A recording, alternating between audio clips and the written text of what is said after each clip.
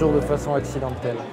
Non, non, c'est des opportunités comme ça. Quelqu'un qui propose un terrain pour défricher, alors on met des brebis, puis après on pourrait planter des vignes, et puis les voisins qui vendent des vignes, on achète des vignes, et puis on pourrait faire du vin, alors on fait du vin.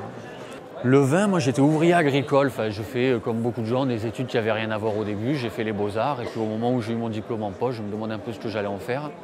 Donc j'ai commencé à bosser sur différents domaines dans le coin, ouvrier agricole, puis plus ou moins impliqué dans les vinifications, et de fil en aiguille, voilà, la vie, quoi, les rencontres, les opportunités, j'ai fini par trouver quelques arpents de terre sur lesquels j'ai pu m'installer.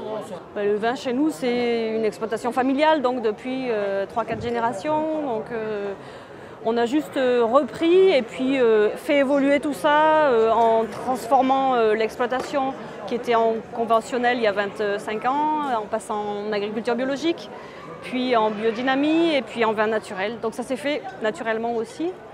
Après, c'est la vie elle-même qui a fait que, voilà, nous, les enfants aidants, on s'est posé des questions et on s'est tourné sur ça parce que pour nous, c'était évident.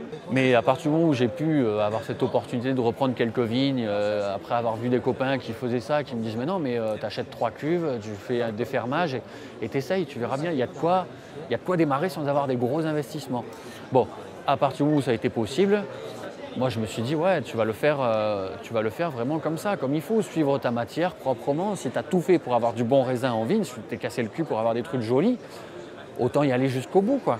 L'idée au départ, donc, en associant des brebis, des vignes, c'est de respecter au maximum l'équilibre entre plantes, animales, restaurer les sols, faire des jolis raisins. Donc après, on ne va pas aller les massacrer en cave avec des produits.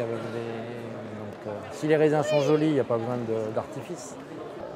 Chaque année, une nouvelle aventure au niveau des vinifications, aussi bien qu'après pour le reste, au niveau des ventes. Là, c'est toujours dans la jeunesse, l'histoire, c'est d'arriver à promouvoir un petit peu le nouveau domaine.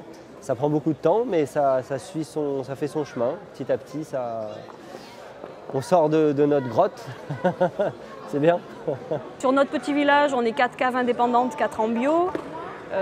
3 en vin naturel et dans un environ de 15 km, on est un petit noyau d'une 12-13 vignerons en nature. Donc il y a une bonne inertie, il y a un bon groupe, on s'entend bien, on fait plein de choses ensemble. On a créé une CUMA aussi, on fait des fêtes ensemble, voilà, il y a plein de bonnes choses. Enfin, chez moi, c'est venu naturellement, le vin naturel. Et du coup, on joue le jeu de laisser les levures, le raisin, le terroir et l'année, le millésime s'exprimer.